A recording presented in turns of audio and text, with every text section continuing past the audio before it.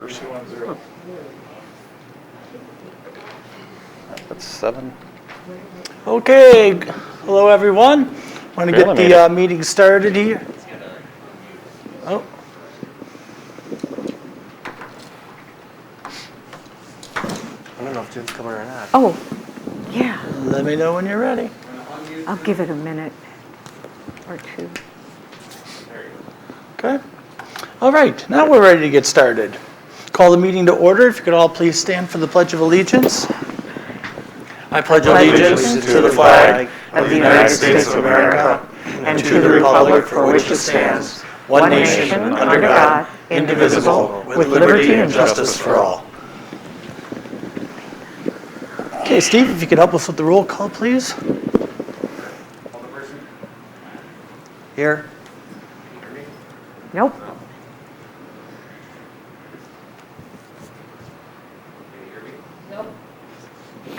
It's definitely not picking up. The microphone's not on. Testing. There we go. Okay, Alderperson Saloga. Here. Barron is not here. Valdi? Here. Dean? Here. Grimmer? Here. Caston's not here. And Eicher? Here. And then Mayor Atwell? Present. And Administrator Hafner. Here. Great, thank you very much. Okay, we'll move to item number 4, citizens' comments.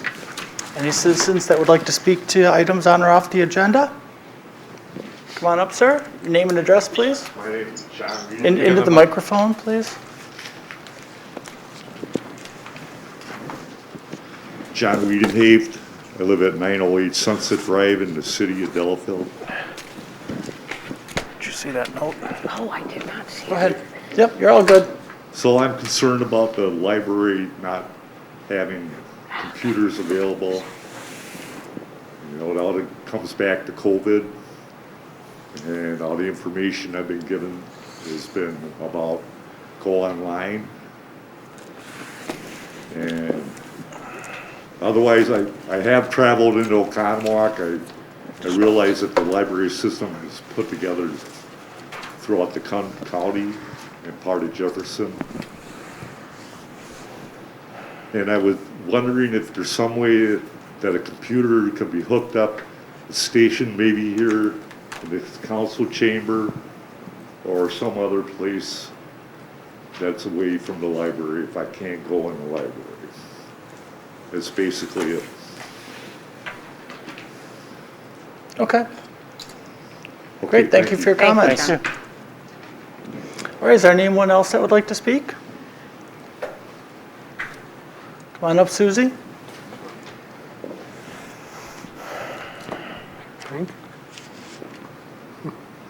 Susie Thompson, 700 Milwaukee Street. I wanted to talk about something totally different and totally unexpected for all of you. I am one of the Delafield Lions, and a couple weeks ago, one of the other members and I went to Port Washington for our local district meeting, and I found out, which I didn't know, but the Lions International will be 100 years old in June of this year.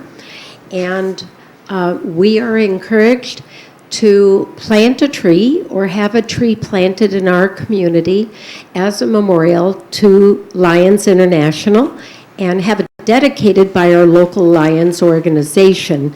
I did talk to Sean Hensel, our arborist, today to ask, number one, if the Lions collectively or some of the members as a group want to dedicate a tree. It was suggested that we consider an oak, although throughout the world there will be many different varieties planted depending on the climate of the area that it's being planted, but it was suggested an oak. I talked to Sean if that would be appropriate for possibly along the Bark River, near the walking path that goes over near the fish hatchery. I know we've taken down some big trees that were old, and some of them were beyond their lifespan and dying, quite honestly. So Sean is going to look into the cost of buying one. We talked about having the city planted. That cost would be covered by the Lions. I've already got the money. I've already gotten a couple of people to say that they would give the money if some of the other Lions wanted to chip in. We're hoping that everybody will at least chip in $1 so we can all say everybody donates toward it. We're going to have a couple meetings this month. We'll get it all firmed up and come back. But then also getting a memorial plaque done. Sean's going to find out if that's organized through the city. It'd be nice to do one-stop shopping and just say to the city, we want to work together with you. But that's something that we're hoping to do this summer. And then we would have a Zoom meeting where it's going to be throughout the world on the day that it's that we're 100 years old, that we'd all get together by our tree that hopefully would be planted by that day in June, and get some photographs of the lions in front of our tree. That's it. Thank you. Sounds great, thank you. Any other citizens' comments? Seeing none, citizens' comments are now closed. We'll move on to item number 5, the consent agenda. Move to approve the consent agenda. Second. All in favor say aye. Aye. Opposed? Abstentions? Passes. Okay, move on to 6, Deer Management Committee. The Deer Management Committee met, reviewed the season that took place. Did not perform as well as we had the previous year. We had a couple of new people leading the group this year, and took them a little bit of time to get up to speed, but very constructive discussions about how we make next year better. We took, I'm forgetting the exact number, but I think it was around 23 deer, I believe, and I think last year we had more in the number of like 95 deer in total. So it's just fewer hunters, is that it? no, it was fewer hunters, and a lot of it came down to, well, 2 things I would say. One, just having people understand how the process works internally, being able to set it up and do the advertising and promotions that we should have been able to do. And then the follow-up, to keep track of the deers. We think, we feel, we can't prove it, there's a lot more deer that were taken, but we don't have a way to track it, right? We don't have a robust process to keep track of the deers that were taken on private property and have it reported back to the committee. So really good discussions were had about how that committee would improve the process next year. Okay. Ken, were those numbers intended to include the sharpshooters? No. Okay. So I think the sharpshooters took 23. So it just coincidentally is the same number. Great. And we'll move on to 8B, Lake Country Fire and Rescue Board. Mr. Grimmer? A relatively uneventful meeting. The only things I'll bring forward are we have a preliminary positive revenue stream for January with the combined communities, and we have we're rotating the meeting location. So it was in the town of Delafield last week, and I believe our next meeting is in Neshota. So other than that, I'll continue to update the council on integration, which seems to be going very well, response times, but as we collect more data, I'll be able to share more updates. Sounds good. Thank you very much. Okay. C, Library Board. Ms. Valdi? Yep, of course I have information, you know me. Couple things going on at the library. They're returning with the library used book sale. That's going to be in the same place as usual, the annex of the Promotion and Tourism Building at 421 Main. The tentative first day of sale is Saturday, May 1st. You can check the library website for updates. The library is open for browsing as of today, and you can check the library website for specific hours. They are hoping to increase the service as we go forward. Our library has been incredibly careful, but they haven't just shut things down. Some of the libraries in the area that have opened up to some services have then had to close because of COVID exposure, so that's been a bit of a problem, but a couple of programs that are going to be going both online. You can sign up for a grab-and-go kitchen science. As a science teacher, I love this stuff.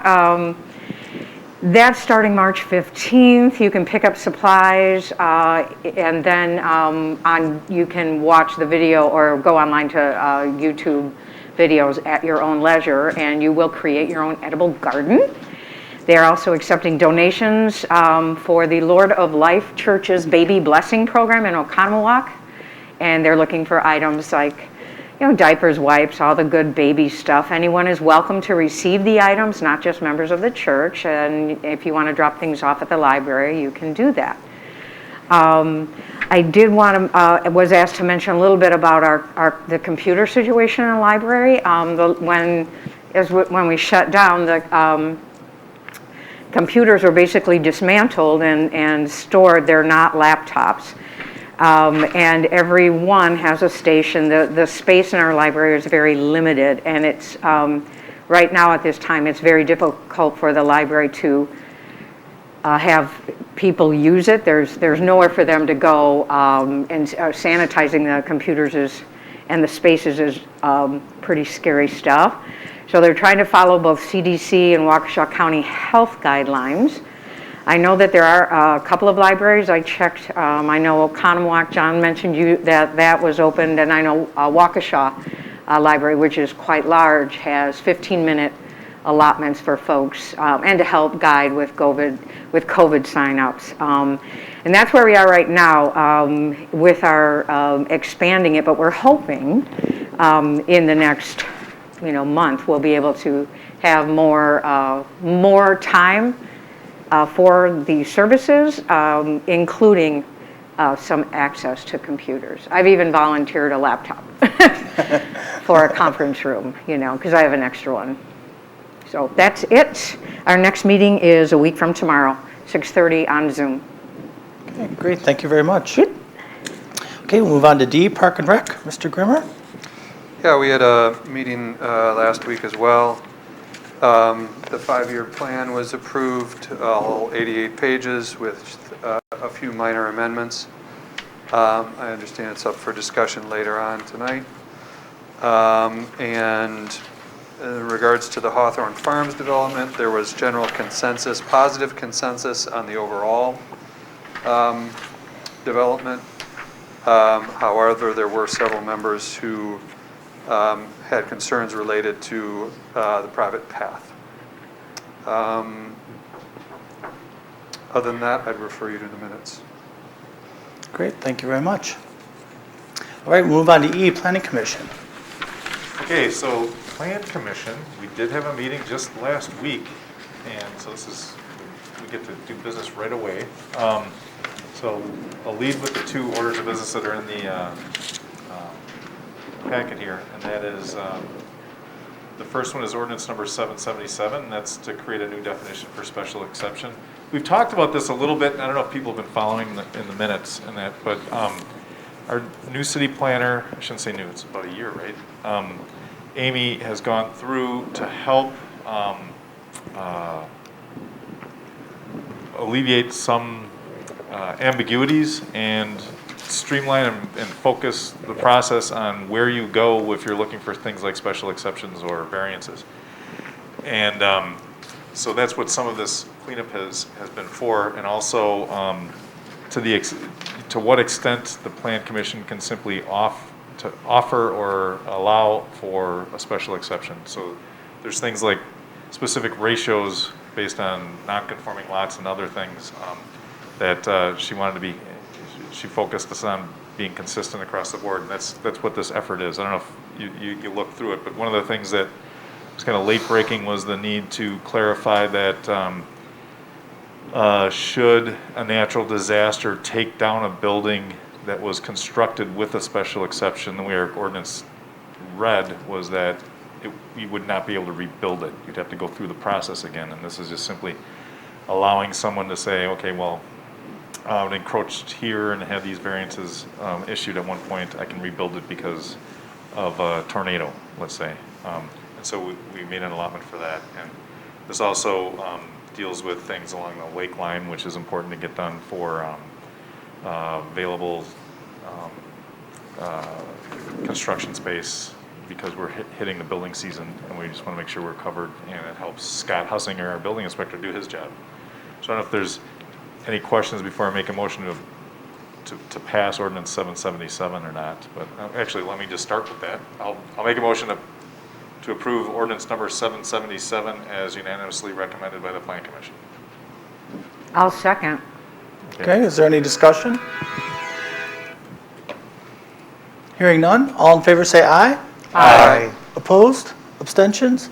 Passes. And I'll just state too that what we did also, and we put off a section of this cleanup as well, just a little bit because we wanted to air it in front of the Lake Welfare Awareness Meeting that happens annually, so that all the lake owners are aware and that all the lake issues come into place. We're talking about ordinances regarding impervious surfaces near the lake, because there's things we want to kind of tighten up there, and we didn't want to do it on a dark Tuesday in February. We thought it'd be good to air it out for all the lake owners to be aware of it and have it not just hit the meetings that we've had so far, but also hit this public meeting that happens every summer.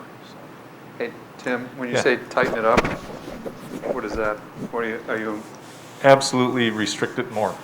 okay. Yeah, Thank so you. like things like. Loosen it up, tighten it up, okay. No, so like there's certain things that aren't in keeping with what good or recommended best practices are for impervious surfaces near a lake. Okay, great, thank you. You know, you can pave a lot more than Lake Welfare thinks you should be able to. So, but we didn't want to do it in one or two quick meetings. We wanted to make sure it just was aired out there and exposed to sunlight quite a bit. Thank you. So our next one is ordinance number 778, and that has to do with the Hawthorne Farms development. So I could ask Jim, you want to come on up? Mr. Seatman to come up and help just give visuals for this. I know, Matt, you referenced it in the Park and Rec meeting, but to give a brief intro, this has been a development that is extremely similar to one that was approved about 4 years ago. Okay, I wasn't having deja vu The then. land, just for your reference in question here, is directly north and directly to the west of St. Joan of Arc Church on Neshota Road. Yeah, It's in my district. It's in the northwest corner of the city, and it abuts a well-known Binkowski and Knopf Farms parcels yeah. that have been discussed for development for quite some time.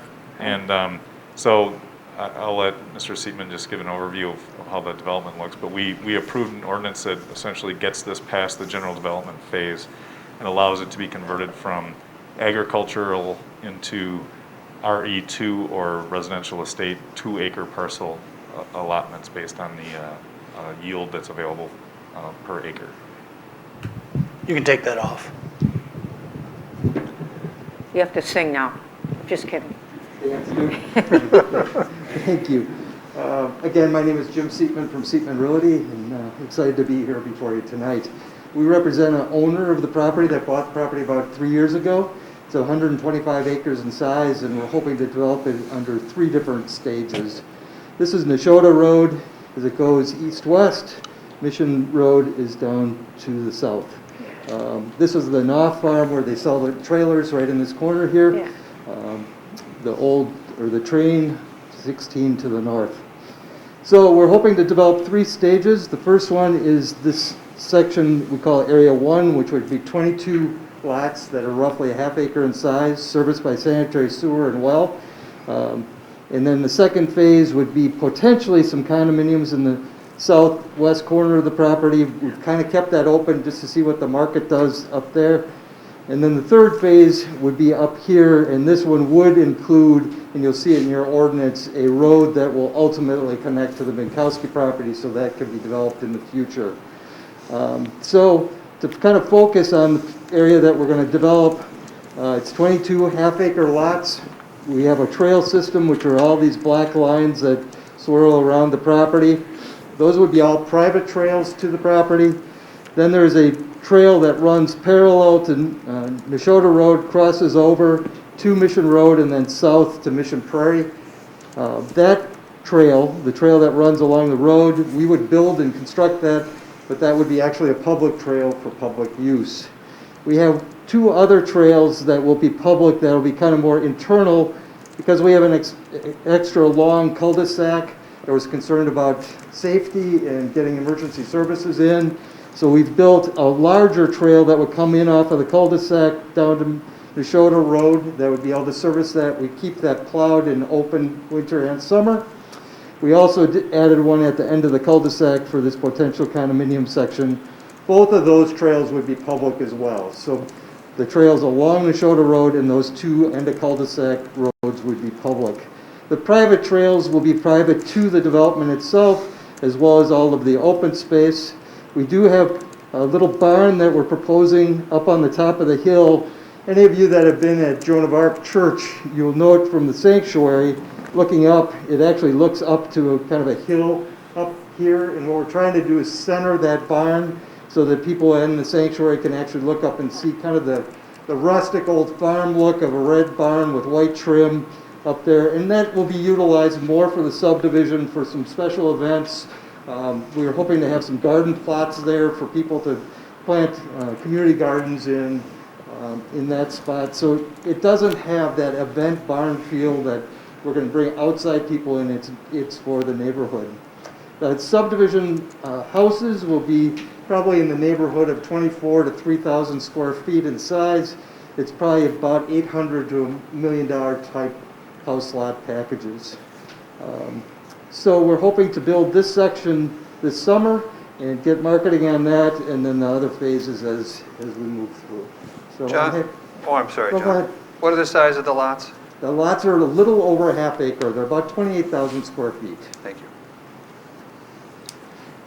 And I'll note that it was about 4 years ago that I think it was Alderperson Behrens suggested it, and Plan Commission took it up, and then we passed it here on the council, where we changed our ordinance to allow for this type of a cluster development. This is one of the type of areas that was in mind for it. Unlike where I live is in Valley Road Farms, where that was pretty much a 200-acre farm, and it was chopped into about 100 2-acre parcels, roughly. You know, you take the roads out and the park out, but the geography and the terrain and the natural area with the quarry and all that, and the conservation area to the north wasn't conducive to getting a good development going in here that wouldn't be stomping all over that. Right. Plus, it brings homes away from the railroad tracks. I mean, there's a lot of things that the ordinance that we updated allows to make a development like this better for everyone. It's a shorter road, it's less expensive, less yard to keep up, and then two, you have the kind of trails that can circumnavigate the area. And I'm not working for Mr. Seatman, but I'm excited about this development. I was 3 years ago when the other one was approved, and it just didn't happen. But just for some background, one of the things that was volleyed around, I know at Park and Rec, and then at the Plan Commission too, was the idea of the trails and what would be public, because this is an important area there's cyclists that go down Neshota Road all the time. And there's actually published trails that show there's a part of a Lake Country Trail route. So having this section here that might allow some people to get off, the road bicyclists will still be on the road, but one of the pieces that Mr. Seatman worked with us on was the fact that Plan Commission suggested in our first meeting that initially it was proposed that the trail that went to the south end of the Phase 2 development would be the public trail. And many of us thought it's safer and more likely utilized for kids and other people to keep them close to the road. So they didn't get rid of the one on the south. They're doing them both. So that's kind of a win for the city. And because of the abundance of trails and natural green space, the idea of a 4-acre dedication for a park in that corner. Yeah. It's also the lowest terrain in the whole area. That serves really well for stormwater management. So it's very likely that to meet some of Park and Rec goals and then the future development goals, that would allow the city to give them an easement to put a pond in there and also put like kind of a trailhead, small area where there'd be like signs like "You are here. Where do I go? You know, should I go into? Do I want to go to Oconomowoc or do I want to go downtown Delafield? You know, and so that's the types of things that will be discussed in future meetings with Park and Rec and the Plan Commission when we get into this specific implementation plan. So this was embraced by Plan Commission. It was whatever. It was 7-0 to vote in favor of the ordinance that helps create this. I remember the original, or the one that was proposed, what'd you say, 4 years ago, Tim? It was about that, yeah. About that, and I loved it, and I love this. I love the idea, and I'm sort of glad that it wasn't, perfect, the terrain isn't great for development, because it gives a sound barrier, it gives green space. It's just, to me, it's smart, modern development rather than the big, 2-acre plots. I think it's wonderful. I was so excited to see it come back. Yeah, it's a little less asphalt and a little more green. And green Yeah, meaning a lot more plants green. and a little more green for the developer Right. too, because you don't have to spend the money on the It creates a asphalt. nice community, I think, really. For the folks living there, they'll have quiet and safety, not a lot of traffic, because it's a cul-de-sac. I mean, it's a win for everybody. So I really like it.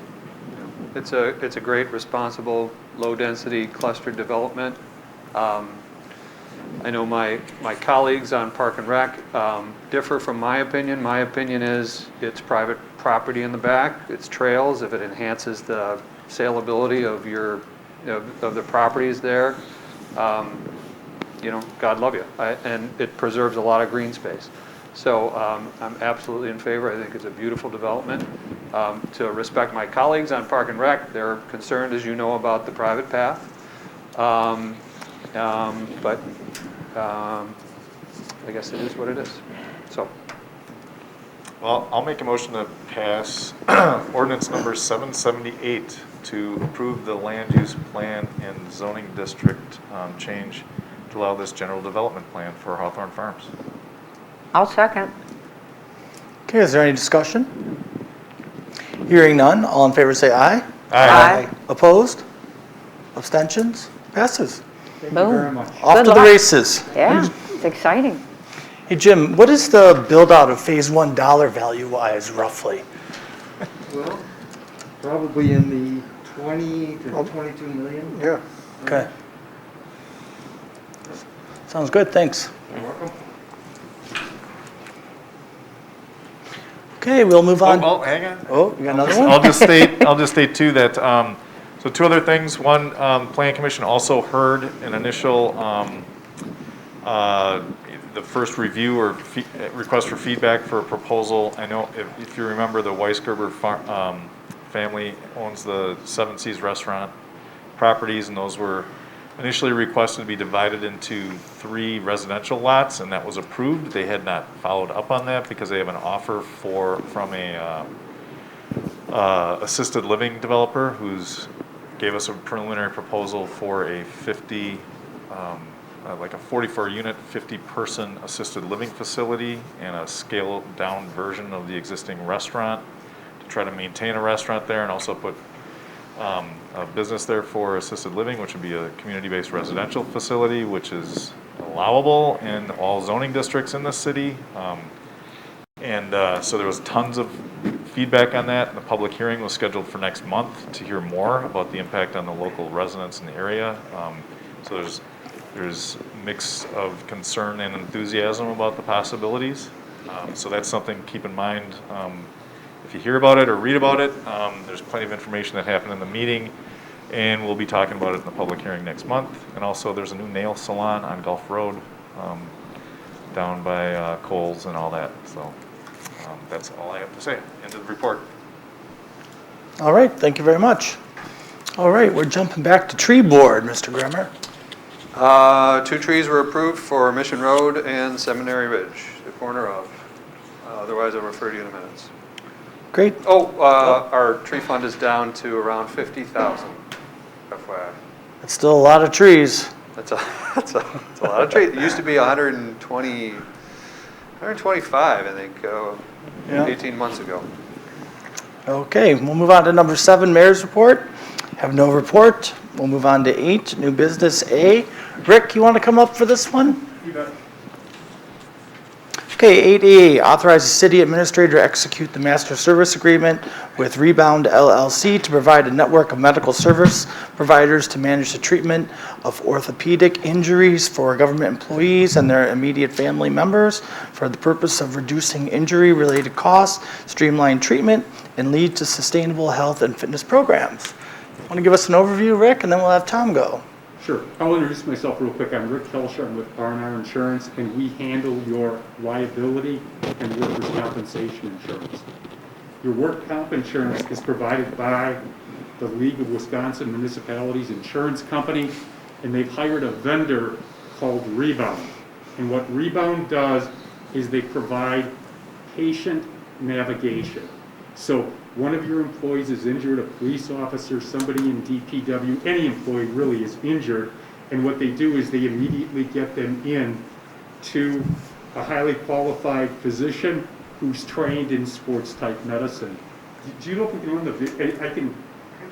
We have a short video, about 2.5 minutes. If we can run it, great. If not, I can give you an example. Mike, I may need to unmute my laptop for this.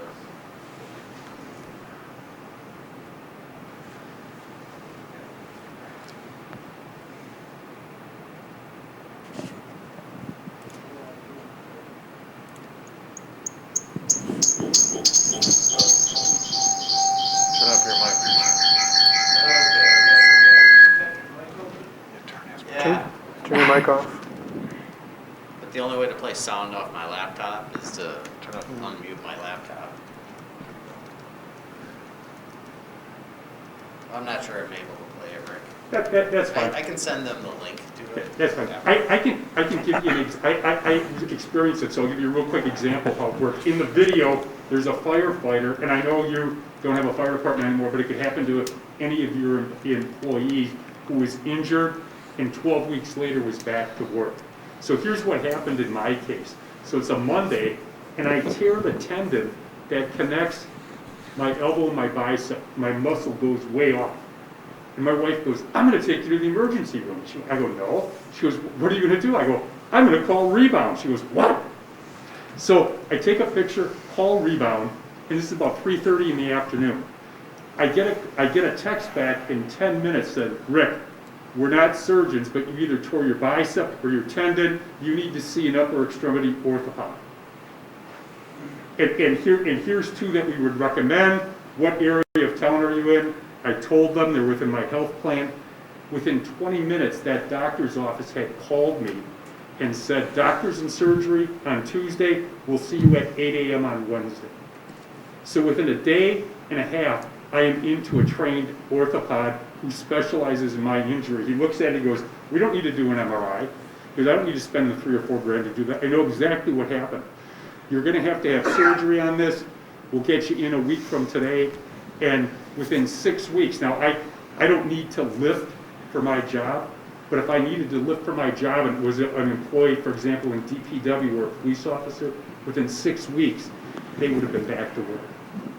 That's how fast it goes, and that's what happens. Versus what normally would happen, you might go to the emergency room, the doctor tells you to come back, see what happens, maybe go for physical therapy, and you got 6, 8, 12 weeks in it before anything really gets done.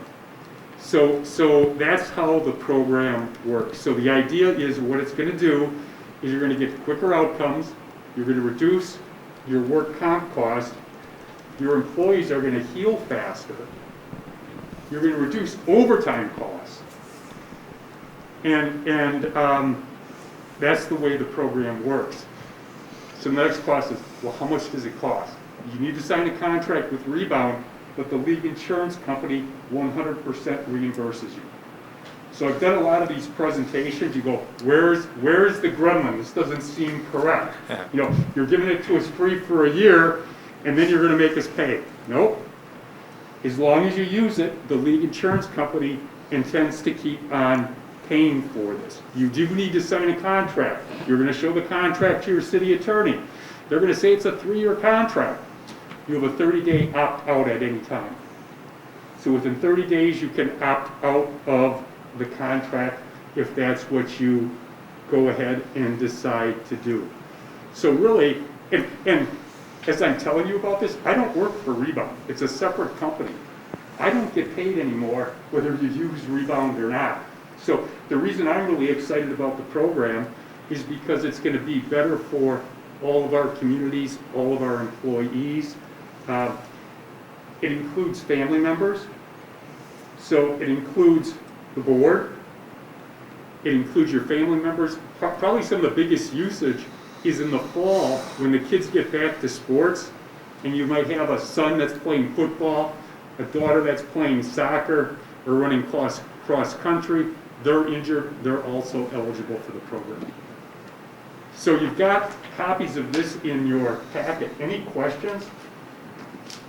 Rick, who answers the phone at Rebound? Who's able to, is it a medical professional that's answering the phone and screening this patient to indicate somebody complains of shoulder pain? Yeah. Are they able to, or do you have somebody that's medical who can say, well, that's more of an ER visit versus an orthopedic visit? Yeah. Obviously, if somebody is injured and they're bleeding, they need to go and get immediate assistance. In my case, I wasn't. So these are trained patient care navigators, is what they are. It's not necessarily that it's an MD that's answering the phone. And if your employee doesn't want to use the program, they don't need to. It's totally optional to them. Quite honestly, what we see is if you approve this and we send something out to the employees, they sort of, the city approved this. Tom thinks it's a good idea. Steve thinks it's a good idea. There must be something that I'm not seeing in this that's going to be not to my good. But generally, one will take will grab onto the program, and then it just spreads like wildfire. They can't believe how good it is. And it's funny, inside the police departments, if one officer knows that the other officer is ailing a little bit, they would sit there and say, Steve, go to Rebound. I'm scheduled to be off on July 1st, and I'm not working your overtime shift. Go take care of it now. So they start helping each other out. Rick, how long has the league been reimbursing the cost of this program? This is a new program within the last year. Okay. Yep, it's a new program within the last year. The league insurance company hired a new CEO. His name is Matt Becker. You may have remembered a guy by the name of Dennis Tweedell. Dennis is like a legend and had been doing that with the league since 1984. He retired. They hired an individual by the name of Matt Becker out of Illinois. He ran this program down in Illinois and was so sold on it, he wanted it made available to the League of Wisconsin municipality members. And how does the reimbursement work? So what happens is you would sign a contract with Rebound. It's rough figures. Figure it's about $200 for every person that's in the field. Okay? And that's what they would, so they would work with you to find out how many police officers you have, how many people are in your DPW department, anybody else that's out in the field, the people that are working here at City Hall, and they're at the desk, they're not going to charge for them. So they send that contract over, base that, you pay the contract, you then send the invoice from Rebound and a copy of your check over to the league insurance company. Within a week to 10 days, you have your money back. And do we need to get the league to approve the contract before we enter into it? No, the league has looked at the contract, and they've worked it out with Rebound, and they put their good housekeeping seal of approval on it. I'm sure, I recommend anytime you enter into the contract that you have your city attorney look at it. I know what they're gonna, I know what the things that, I've been through enough of them, I know exactly what they're gonna say. Okay? And they should. They're representing your best interest. Do you have any idea why?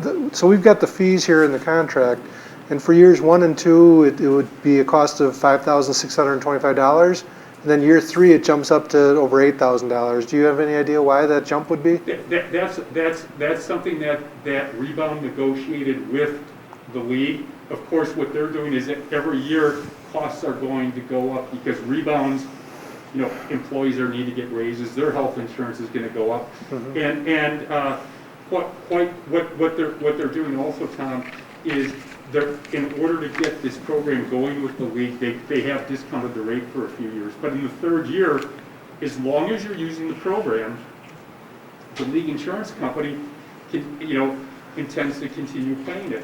Now, what we find out is you're picking up, we're paying $6,000 on your behalf for 2 years and no one's ever used it. We'll come and have a conversation, say, you guys, it must not be important to you guys. Either we're going to have to get the troops going here and find out why they're not using it, or just decide whether we should continue with it or not. But you hopefully can opt out nobody- at any time, 30-day notice. Hopefully nobody's getting hurt, and that's why we're not using it. I sure hope so, but you know what? Stuff happens. Yeah. Yeah. How many municipalities does Rebound contract with currently? Oh, Good question. I don't know. R&R insures 80 municipalities with the league, and I'm guessing maybe 20 or 25 of them have decided to jump onto this program.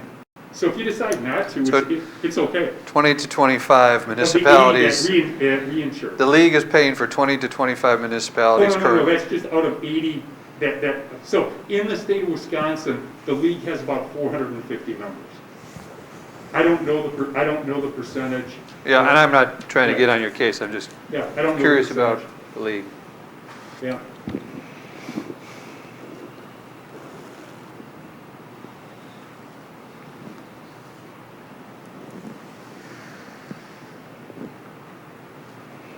So, well, I'll tell you what, I'll make a motion to authorize our city administrator to execute the master services agreement with Rebound LLC at his discretion, and I'm all for choices. I'll second. All right, is there any discussion? Hearing none, all in favor say aye. Aye. Opposed? Abstentions? Passes. Well, go. I think I'm glad we have it, I just hope nobody needs to use it. You're right. How's your arm? My arm's great. Okay, good. My arm's great, so it did really well. Thank you for asking. Thank you. Okay, 8B, Resolution 2021-04, resolution to extend the provision of the Families First Coronavirus Response Act. Tom, I think you Yeah. got your work cut out for you here. Well, as you might recall, Congress put in place the CARES Act for 2020, and it was a requirement of employers in 2020. There were options for government employers to exempt certain employees, namely first responders, and we did take advantage of that, and we exempted police, public works, and the city administrator from coverage under the CARES Act. As you recall, the council was concerned about exempting those employees and expressed that if we had any employees that were experiencing unique conditions that you wanted that brought to your attention. Fortunately, we didn't have that at all. In all of 2020, we had one employee who missed 2 days and that were covered under the CARES Act. And that was an employee that wasn't exempt, so we were able to cover that. In an act of Congress pertaining to 2021, I'm not sure why they did this, but they've specifically identified that employers may continue to include employees in this type of coverage for 2021. Certainly we would have that opportunity to do so even if they hadn't said that. But in any event, we have had one more employee this year who missed 2 days and asked the question of our HR person, is the city continuing the coverage of the CARES Act into 2021? And she came to me, and ultimately it's a question for the council to answer. It's a policy issue. You should be aware that city employees do receive 12 sick days per year. Certainly if we have a similar year to last year, I don't think it's a necessity that we extend the CARES Act to 2021.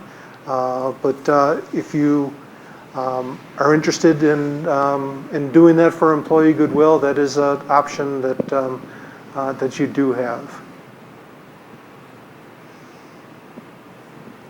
Any thoughts on that? So question, how accessible to our city employees, and I know it's coming up, But has the vaccinations been? I know the first responders have been a part of that, but how about the rest of the employees?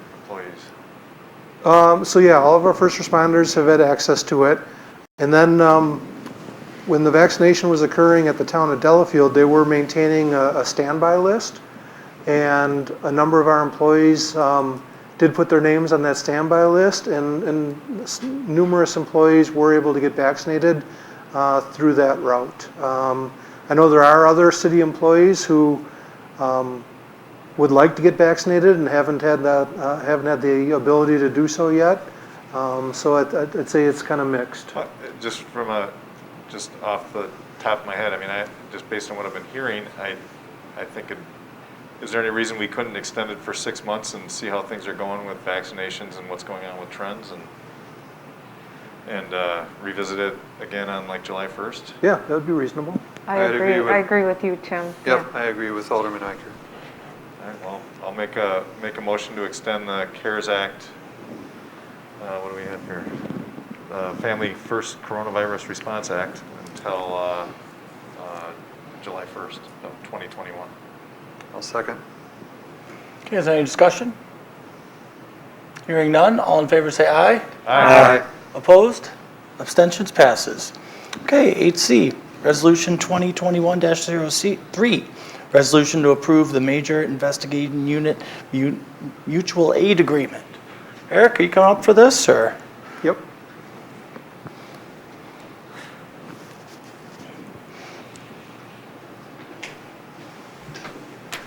This is merely a housekeeping tool. It's the same mutual aid agreement that's existed in essence since the unit was formed. It's mainly getting up-to-date signatures because of elected official turnover and chief turnovers with the participating agencies. So it has to come back to you folks as well. So how's it been working? Great. Okay, I have a question. So Butler seems sort of like geographically they're kind of out there. How do are they looked past by somebody else, or how are they kind of orphaned with their neighbors in Wauwatosa and Brookfield and that? Tulsa being in a different county, okay, that causes its own issues in itself. And with Brookfield, they have a different relationship, community to community. So they applied to become a member so that they could draw on the resources that we have out here. Okay. Just curious. All right, so anybody got a motion? I'll move to approve Resolution 2021-03. I'll second. Great, is there any discussion? Hearing none, all in favor say aye. Aye. Opposed? Abstentions? Thank you, Chief. Thank you. Thanks, sir. Okay, 8D, Ordinance 776, Ordinance Grade Section 2-170 of the Delafield Municipal Code to authorize the use of split shifts of election inspectors and alternate election officials, and to authorize the city clerk to reduce or increase the number of election officials at polling places. Steve, I'm guessing that's you. I trust everyone got my memo. Basically, this is just legalizing and legitimizing what we already do. So we've had split shifts now for, as far as I'm aware, last couple of years. Statutes actually say that you have to have 7 poll workers, but you can have more or less depending on if you have an ordinance in place. So that's what I'm doing here. I'm just putting something in place that probably should have been done many years ago. I'll move to approve Ordinance 776. Second. Is there any discussion? Hearing none, all in favor say aye. Aye. Opposed? Abstentions? Passes. Okay, 8E, Resolution 2021-05, resolution supporting the Wisconsin Municipal Clerks Association, Resolution 20-21-1, requesting clerks, their staff, and poll workers to be included in the vaccine group 1B for the COVID-19 vaccination. Steve, I assume that's you? Sure. The Wisconsin Municipal Clerks Association put together one of their first actual resolutions supporting something. As Tom mentioned before, the municipal clerk's office is one of those that hasn't gotten into the field of being able to get vaccinated, not just the staff, but the poll workers as well. Obviously, some poll workers probably have and are able to due to their age, but not all poll workers. So this is just an effort by the Clerks Association. Several municipalities have basically brought this forth to their boards and councils for your consideration. I'll move to approve Resolution 2021-05. I think it's warranted. I think we'll have an abundance of vaccine prior to the April spring elections, and there'll be plenty of availability, and it should encourage voting and confidence in the election system. I'll second. Okay, is there any discussion?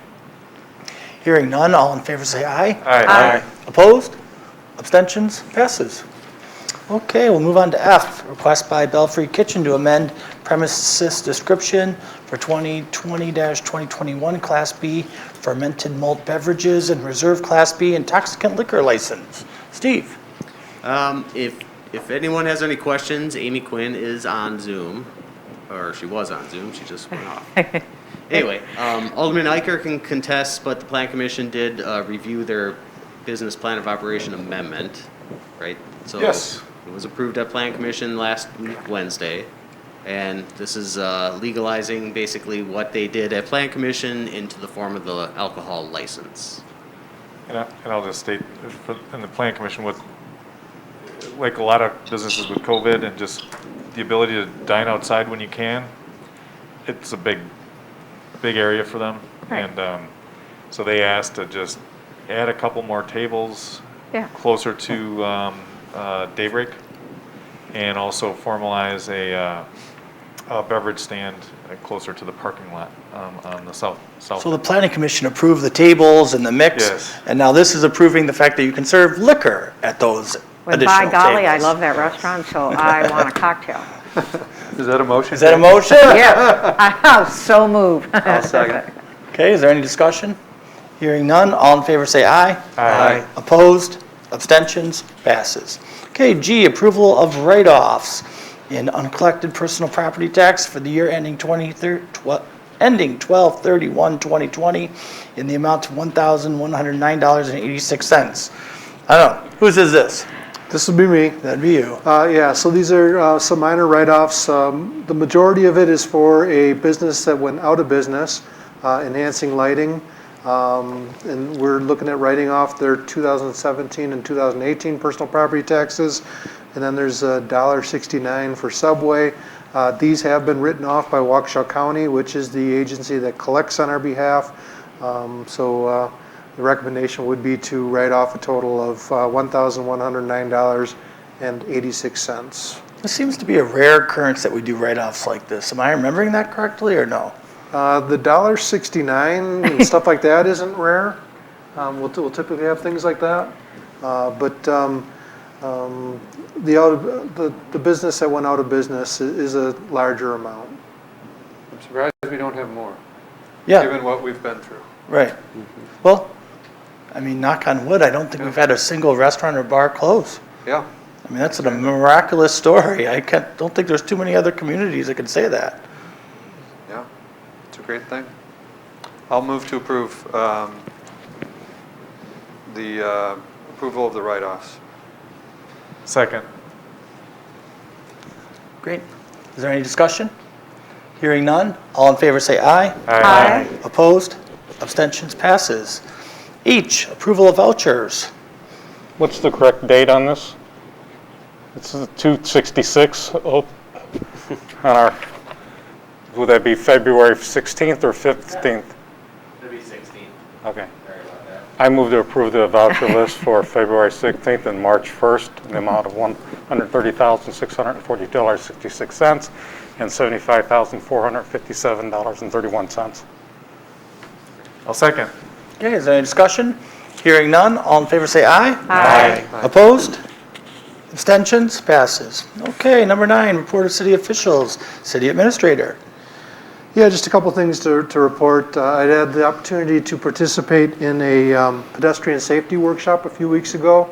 It was put on by Sewer Pack, and it's a training through the Federal Highway Administration. And I was also able to get one of the SEH engineers to take the class as well. So as they represent us, it gave us a lot of good ideas on things that we can incorporate into projects. And it's always good to receive feedback that what you're already doing, some of the best practices. And as you can see by the slide in your, I was actually surprised to see that when they started showing the slides, the city of Delafield popped up as one of the best practices with our downtown pedestrian crossings, where we use differentiation in color and materials to make crosswalks stand out more, and then also the bump outs of the curb areas to decrease the distance that pedestrians have to cross. So that was a good training, and we look forward to incorporating some of those ideas into future projects. And then the other thing that I'm going to mention, Alderman Grimmer mentioned that the Park and Rec approved their 5-year strategic plan. And so we're excited for that, because now that gives the Public Works Committee the green light to move forward on the bicycle and pedestrian plan that the council has funded. So we're going to kick that off this Wednesday with a review of what Park and Rec has put together, and then discussion on how to proceed from there. Great. Thank you very much. Okay, B, City Clerk.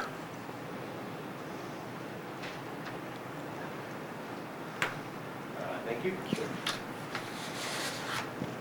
Can you hear me? Yep.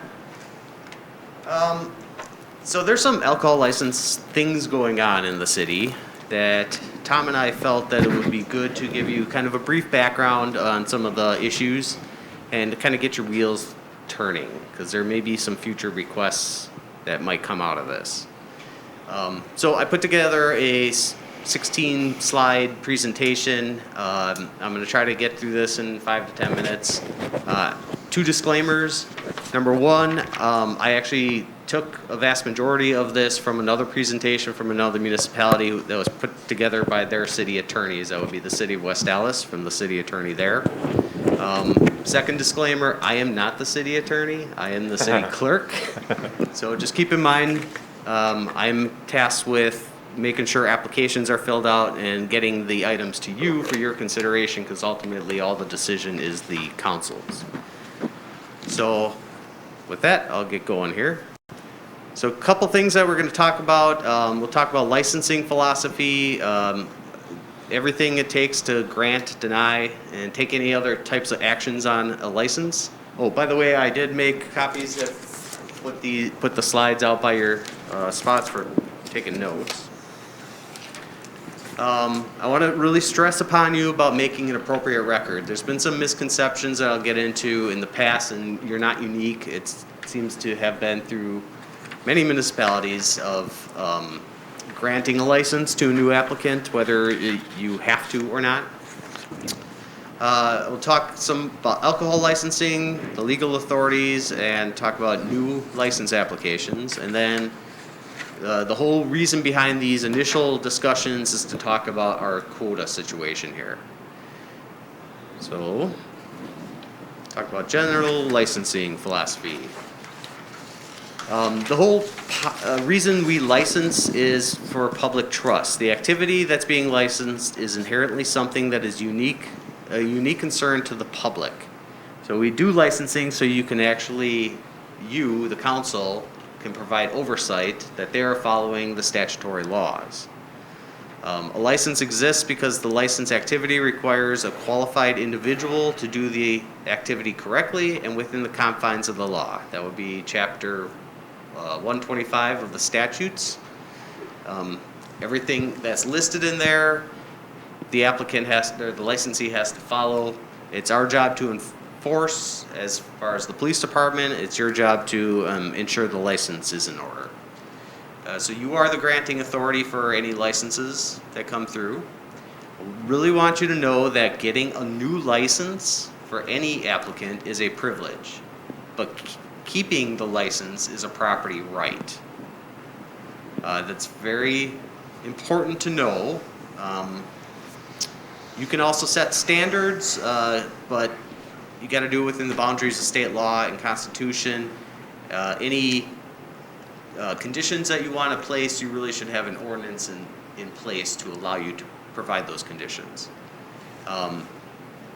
You also determine whether to suspend or revoke an existing license. So you're granting new licenses, that's a privilege, and going through a suspension or revocation. I'm not aware, has the city ever gone through a revocation process here? Tom, do you know? I don't recall one. I don't believe so, Okay. not that I can remember. I've been through a couple, and it's a lengthy process that you have to do due diligence and make sure that their rights are followed. So granting, denying, taking action. When granting, denying, or taking any action against a license, you got to be mindful of the record that you make. This gets more into, this gets into discrimination. Obviously, you can't discriminate for any of these reasons. And you can't unintentionally discriminate, so really just be consistent. This is both granting new licenses as well as considering suspension or revocation of any licenses. Just make sure you keep a good record. And this is kind of goes over making a record. Our meetings are recorded, they're put onto YouTube so people can actually watch it. It's important to do an appropriate record, especially in the following types of decisions, denying a license, granting a license, denying an operator's license, and when making a determination after a hearing. When you get into a revocation process, you're actually going through a revocation hearing. You are the impartial judges in those cases, so when a complaint is filed, there is an investigation that occurs, the evidence is provided both against them, and the party gets to present their case, and you are those judges. So think of these kind of processes as like a court system. Board of Appeals is very similar, Board of Review is very similar in the court proceedings. It's best practice to make an appropriate record of your decisions and a motion with rational basis for your decision. This is even key with granting a new license or not granting a new license. Remember, it's a privilege, not a right. If you get into a situation where you don't feel it's in the best interest of the neighborhood or whatever reason, just make sure you provide that reason in your decision. We'll get into a little bit of alcohol licensing. I'm not sure when the last time you actually were given any kind of training on alcohol licenses, but you got Class A licenses. Think of A as away.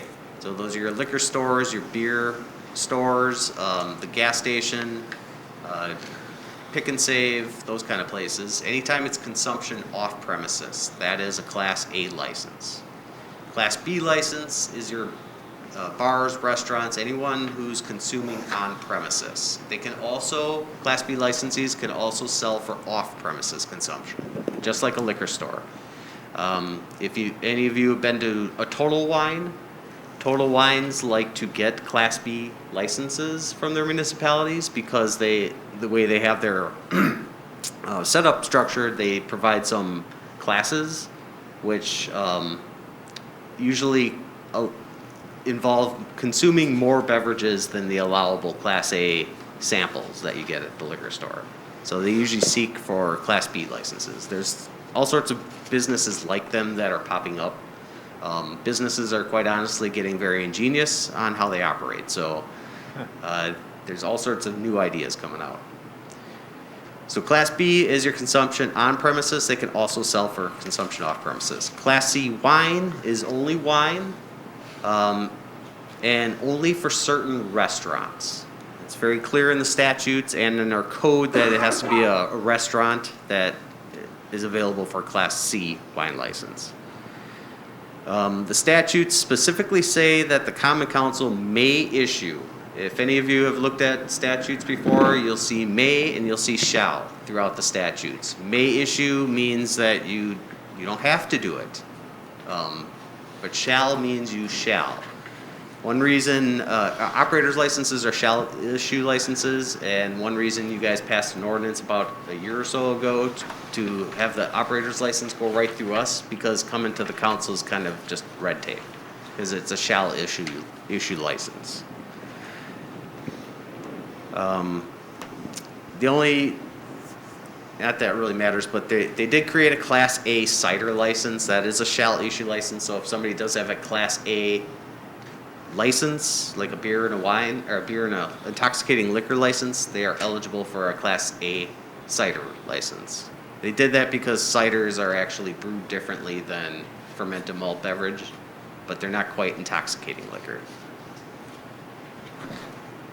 So this slide just kind of goes through some of the steps. I don't really want to get too into this, because really it's more about granting new licenses due to our quota situation. But I did want to kind of get you to know that these are the qualifications that people have to get, or have to have in order to get a license.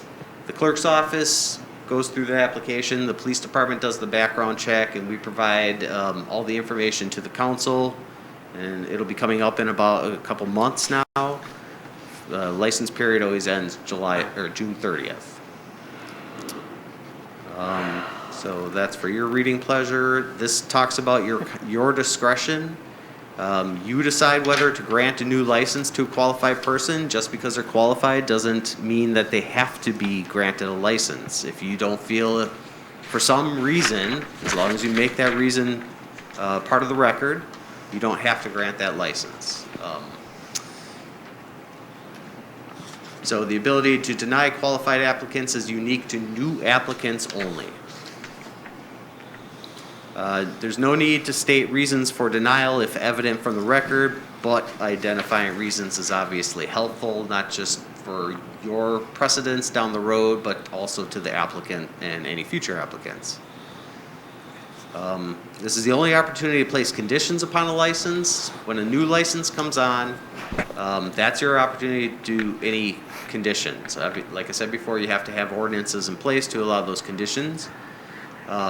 Once they get a license, even to amend their premises, it has to come from the applicant. You had one on here earlier tonight.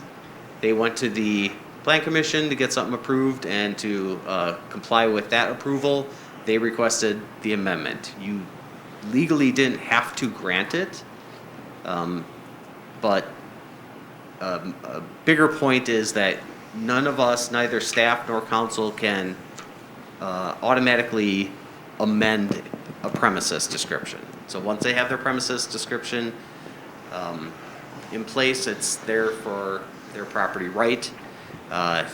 If you really wanted to get into a bigger discussion, you look up the Wisconsin Dolls court case regarding their alcohol license that got into all the revocation practices and taking away someone's right. Basically, they had their entire property licensed, and the city council, I think, wherever that is, Wisconsin Dells, wanted to narrow it down to just their building, and they fought it in court and won. So if you ever want to look that up, go right ahead. Don't be afraid to postpone any consideration of an application. If you need to gather more information, postpone that decision till the next meeting or a future meeting, and we can gather that information for you. Once a license is granted, it now becomes a property interest, or property right. These are just some examples of some rational basis to not grant new licenses.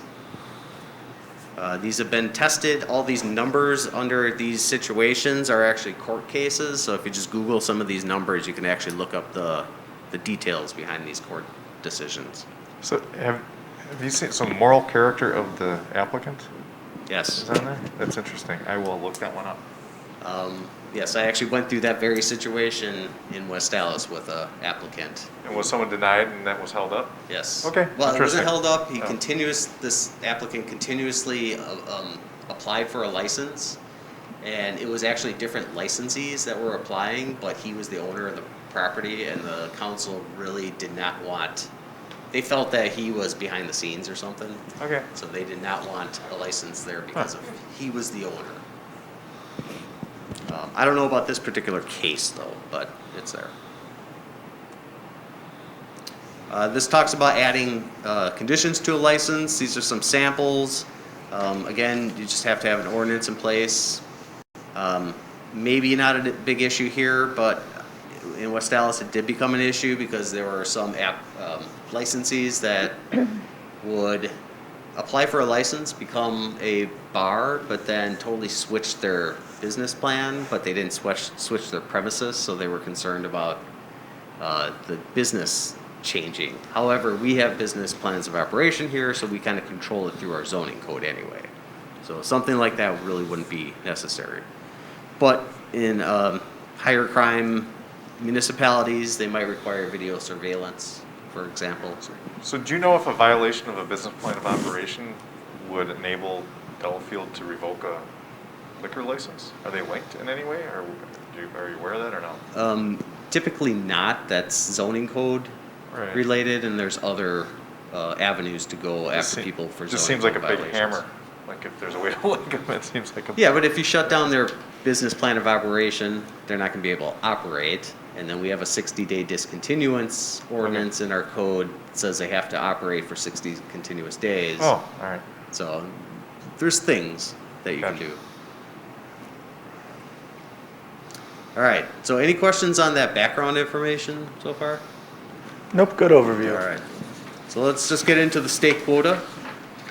I believe in 2001, at least from the records I can find, the city actually had a big discussion about their quota for any of you members that were there at the time. Like 8 years ago or something? I think it was again at around 8 years ago, because I We had believe it Gina was pumped up. here. a little Didn't we bit. run had to out like 8 recreate- years ago or something? We got an additional one granted when Gina was clerk, so that's got to be 6 years ago plus.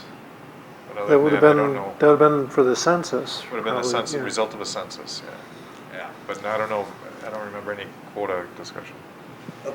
Apparently, the city lost the form many years ago. The state, back in 1997, came up with a quota system for their Class B liquor. So that's consumption on premises, the liquor part of it. And the clerk at the time couldn't find the application or the criteria for it, so it had to be recreated. And so it ended up that we ended up with, oh, I got the numbers on the next slide. Let me go through this first. So there's a state quota, applies on Class B liquor licenses. Based on that number, it's based on the number of licenses that were granted or issued as of December 1st, 1997, and then municipalities gain one after a full 500 increase in population. With reserve licenses, that's what these are. So you have your regular licenses, and then over and above your quota are called reserve licenses. With reserve licenses, there's a minimum, and I bolded minimum, $10,000 initial issuance fee. That's paid upon application. We are actually forbidden from refunding or rebating that. That was a state law change back in 2015, effective, I believe, July 1st, 2016. There were a number of alcohol license changes, and one of them is that we cannot in any way, shape, or form refund that initial issuance fee. So Steve, I'm sorry, I want to make sure I'm not getting confused between A and B. What license are we talking about here? Class B only. Class B only. Class B liquor. Okay, B, gotcha. So if somebody wants to sell intoxicating alcohol other than wine, if it's a restaurant and they just want to sell wine and beer, they can get a Class B beer and a Class C wine. But if they want to sell more liquor, more intoxicating liquor, they would have to get a Class B liquor license. Intoxicating liquors. Another thing to keep in mind, anybody with a reserve license is not eligible for premises to premises transfer. So if they switch locations, they have to pay the $10,000 initial issuance fee again. They have to reapply as a new license. With the quota system, there are statutory exemptions, and we have a couple of them here. Full service restaurant that has seating capacity of 300 or more persons. Hotel that has 50 or more rooms, you can read the rest of that. An opera house or theater, we don't have any of those. The state did, as part of that 2015 act, create a premier economic development district. I've never actually dealt with that, but there's criteria in the statutes as well as in our league alcohol manual for that. And they also authorized a regional transfer option. That allows a municipality within 2 miles of our boundaries to basically sell us a reserve liquor license.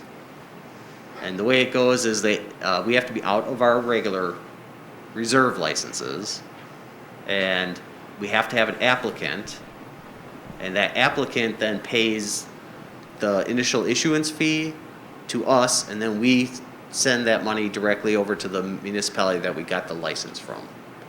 I will let you know that Tom and I are in discussions with a couple neighboring municipalities to see about getting some. So that would be coming up down the road. Tom, you want to mention anything on that? Yeah, I mean, the only thing to discuss and something that the council may be asked to consider in the future is, as Steve mentioned, for the reserve licenses, there's a minimum fee of $10,000. Which is what we charge. What's that? Which is what we charge. Which is what we charge. For municipalities that end up selling a license to another municipality, the going rate has been significantly higher than that.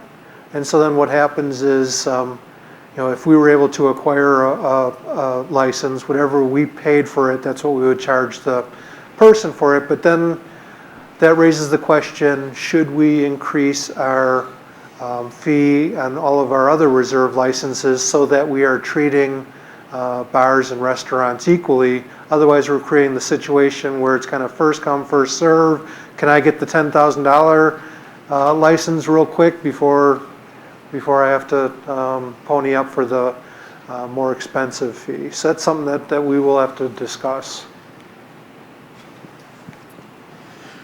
So to bring down the state quota onto what we actually have for licenses, we started with 13 regular licenses and 3 reserve licenses. Back in 1997, our population was 6,234.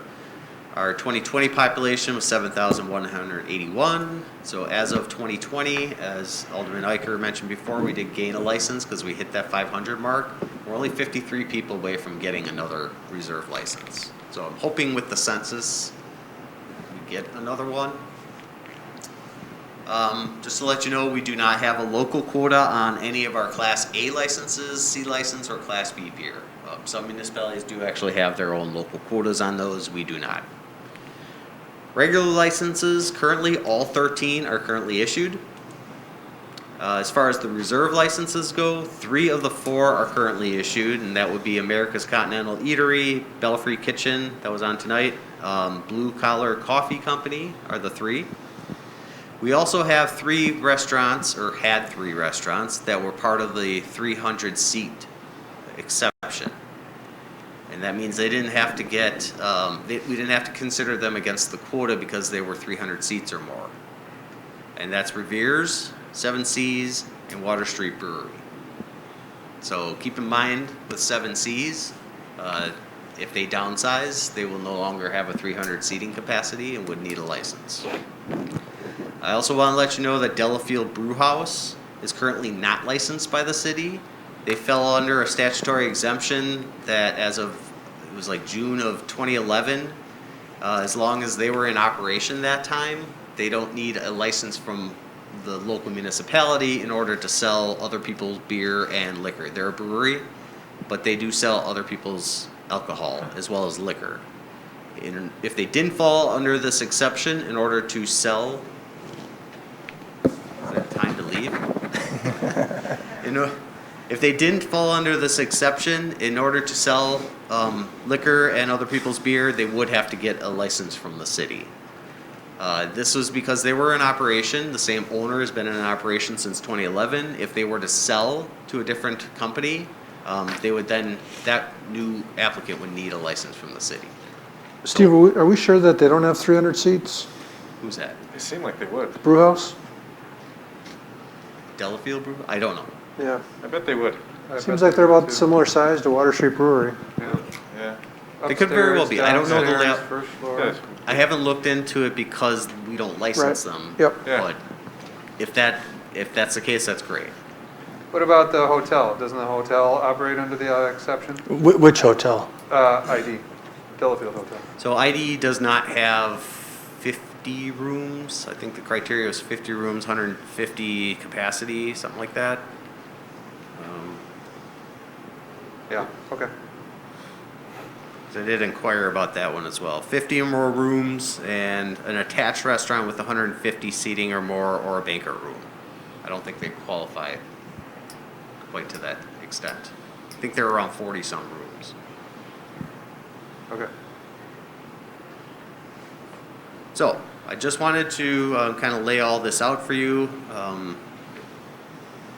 Important considerations, some of the big takeaways. Just remember, the activity being licensed is inherently something that is unique concern to the public. I don't know how serious past councils have taken licensing or not. I've been through pretty significant issues with licenses being in a big city like West Dallas. But it's a big deal. You guys grant these rights to people. You absolutely cannot make any decision based on discrimination, and to protect from any kind of allegations, and this is granting a new license or suspending or revoking an existing license, it's best practice to make an appropriate record. New licenses are discretionary. It's a privilege, not a right. An existing license is a right, and if a new license is issued, you can add conditions to that license, but it has to be by local ordinance, and it has to be prior to granting that new license. You can't arbitrarily, you can create a new ordinance, but it's not going to retroactively be attached to existing licensees without their consent. And then I just wanted to make you aware that the city currently only has one available reserve license with some possibilities on the horizon. I did reach out to a couple other municipalities just to see how they've dealt with the situation, specifically like Oconomowoc.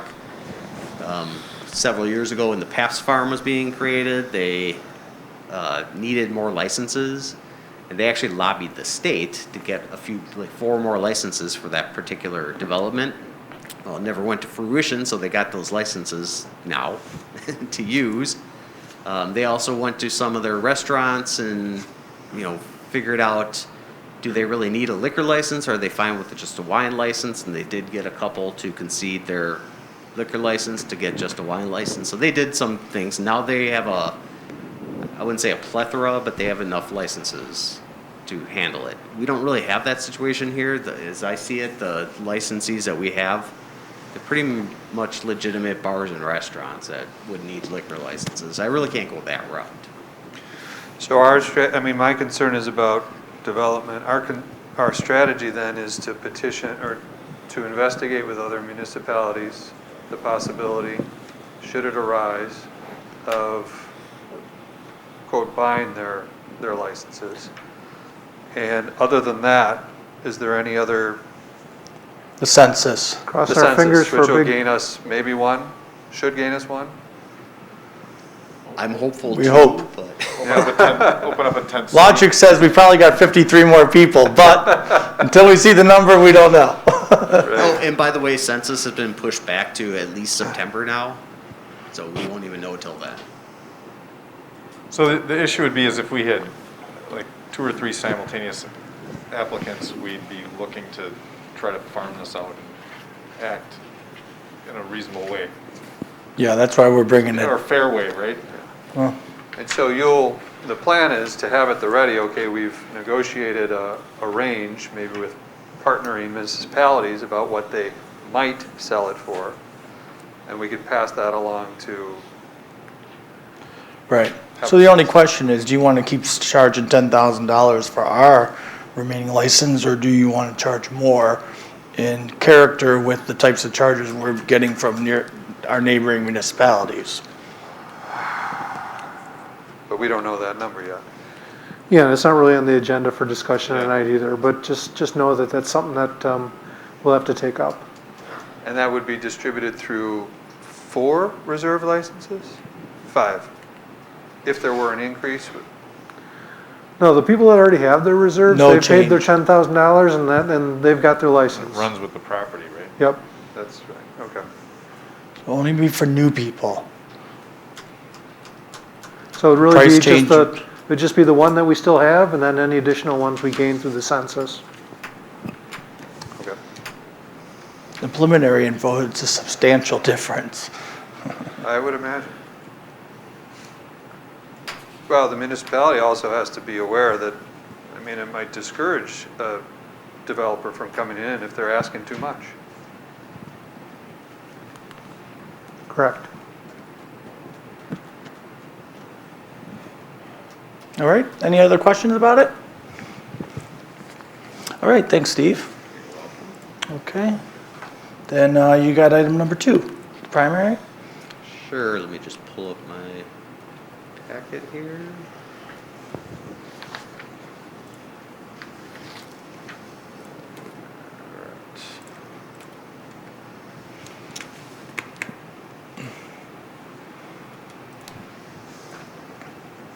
All right, so switching gears to election, just wanted to give you a quick update on the February 16th primary.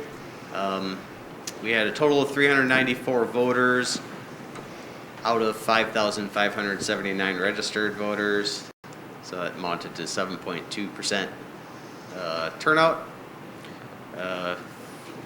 We issued 431 absentee ballots and only got 180 back. So that's another issue. I think some of that has to do with, I think the indefinitely confined issue that you probably have heard about. There's a lot of people that signed up for that by mistake and probably didn't realize there was an election, got a ballot, didn't even know anything about it. I can't verify that for a fact. We did have a whopping 26 people vote in person the 2 weeks before the election. We had 214 people at the polls.